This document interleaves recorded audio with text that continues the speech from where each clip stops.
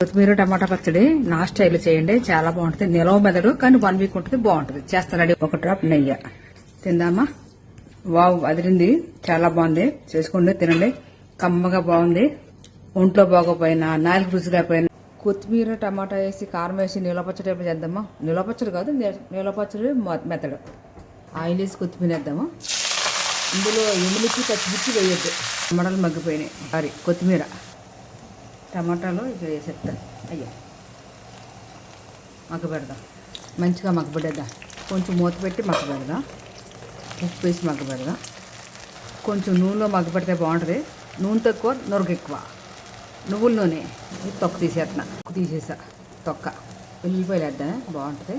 ధనియాల పొడి, జీలకర్ర పొడి, మెంతుల పొడి, పసుపు, స్టవ్ కట్టేసా.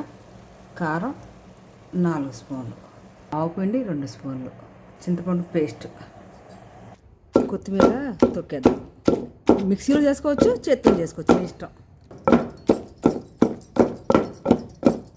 టమాటా వేసి కొంచెం కొంచెం లైట్గా నలపాలి, అంతే. ఎక్కువ రుబ్బేకలే. స్మెల్లే అదిరిపోతుంది. టేస్ట్ ఇంకా ఎలా ఉంటుంది చూడండి.